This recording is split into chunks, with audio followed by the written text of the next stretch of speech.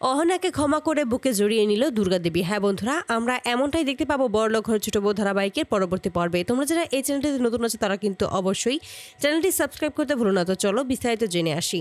সকলের সামনে যখন গিরিমাসি অহনার কথা জানিয়ে দেয় যে অহনাই তার কাছে গিয়েছিল এবং নাম পরিচয় গোপন করে মিথ্যে পরিচয় দিয়ে তার কাছ থেকে টাকা এনেছিল ওই গহনা দুটো দিয়ে, ঠিক তখনই অবাক হয়ে যায় দুর্গাদেবী। সে কোনোভাবেই ভাবতে পারে না যে তার বাড়ির বউ গিয়ে এই সমস্ত কাজ করবে। ছোট বউকে তখন ডেকে আনে এবং সকলের সামনেই দুর্গাদেবী জিজ্ঞেস করে, তুমি কি সত্যিই গিরিভাবির বাড়িতে গিয়েছিলে? ঠিক তখনই অহনা স্বীকার করে নেয় যে হ্যাঁ, সে সত্যিই গিরিমাসির বাড়িতে গিয়েছিল। তখনই অহনা বলেছে, কিন্তু মা, আমি সত্যি কথা বলছি, আমি আপনাদের বাড়ির কোনো গহনাই বন্ধক দেইনি। আমি আমার মায়ের দেওয়া একটা গহনাই আমি ওখানে দিয়েছিলাম, যেন যদি পরবর্তীতে আমি যদি টাকা শোধ করতে না পারি তাহলে যেন সেই গহনাটাই নিয়ে নেওয়া হয়। বিশ্বাস করুন মা, আপনার খুশির চাইতে ওই গহনা আমার কাছে কোনো বড় নয়। এতে করেই অবাক হয়ে যায় দুর্গা। মনে মনে বলেছে, আমি এরকম একটা বৌমা যে আমাদের বাড়িতে পাবো এটা আমি কোনোদিনও ভাবতে পারিনি, যে আমার খুশির জন্য নিজের মায়ের শেষ সম্বলটুকুও হারিয়ে ফেলতে দ্বিধা করবে না, এক মুহূর্ত ভাববে না যে আমার খুশিতে সমস্ত কিছুই করতে পারবে, আমার খুশিকে নিজের খুশি হিসেবে মনে করতে পারবে।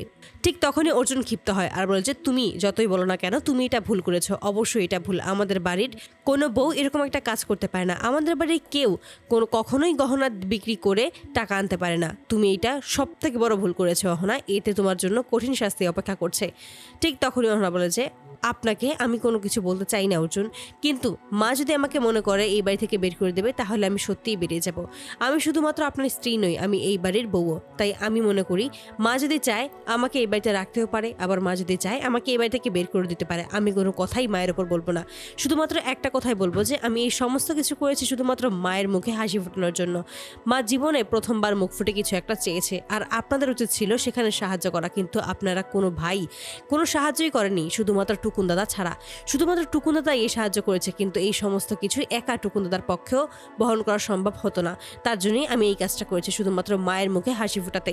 আমি শুধু আপনার স্ত্রী নই, এই বাড়ির বউ, তাই আমারও দায়িত্ব আছে মায়ের মুখে হাসি ফোটানোর, তাই আমি এই কাজটা করেছি। এই সমস্ত কথা শুনেই দুর্গাদেবী সত্যিই খুব খুশি হয়ে যায়। এভাবে যে তার জন্য কেউ ভাববে এটা কোনোদিনও সে ভাবতেও পারেনি। সে স্বপ্নেও ভাবেনি যে এমন বউ তার বাড়িতে আসবে যে তাকে ভালোবাসবে, শুধুমাত্র তার জন্য সমস্ত কিছু ত্যাগ করতে পারবে। এই সমস্ত কথা শুনে খুবই খুশি হয় এবং হুট করেই অহনাকে জড়িয়ে ধরে। এতে করেই সকলেই অবাক হয়ে যায়। পল্টু তখন বলে, বড় মামি, তোমার কিন্তু উচিত ওকে আচ্ছার মতো শাস্তি দেওয়া।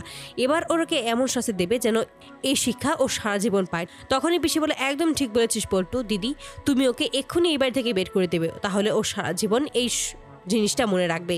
ও যে ভুল করেছে এই ভুলের তো কোনো ক্ষমাই হয় না। আমি হলে তো কখনই ওকে বের করে দিতাম, কিন্তু তুমি বলে এখন ওকে জড়িয়ে ধরে আছো। তখনই ক্ষিপ্ত হয়ে যায় দুর্গা আর বলে যে সবাই চুপ করবে, কেউ তোমরা একটা কথা বলবে না। শুধুমাত্র এই মেয়েটা আমার কথা ভেবেছে, আমার সুখের কথা ভেবেছে, আমার মুখে হাসি ফোটানোর জন্য এরকম একটা কাজ করেছে। আর তোমরা সবাই কি করেছো? তোমরা শুধুমাত্র আমাকে ছোট করার চেষ্টা করেছো, আমার সম্মান নষ্ট করে দেওয়ার চেষ্টা চালিয়েছো, আর কোনো কিছুই করতে পারোনি। তোমরা শুধু সবার থেকে খেতেই জানো, কিন্তু কাউকে দিতেও জানো না। এই মেয়েটা নিজের মায়ের শেষ সম্বলটুকু বিক্রি করে আমার জন্য এত বড় পুজোর আয়োজন করেছে শুধুমাত্র আমি বলেছি বলে। এই মেয়েটাকে আমি কোনোদিনও আর তাড়িয়ে দিতে পারবো না। এই মেয়েটাকে সত্যি আমার বাড়ির জন্য লক্ষ্মী হয়ে এসেছে। তো বন্ধুরা, তোমরা কি চাও যেন এবার এভাবেই শেষ মুহূর্তে এসে যেন অহনাকেই যেন বুকে জড়িয়ে নেয় দুর্গাদেবী? অবশ্যই তোমরা তোমাদের মতামত কমেন্ট বক্সে জানাতে ভুলবে না। ধন্যবাদ।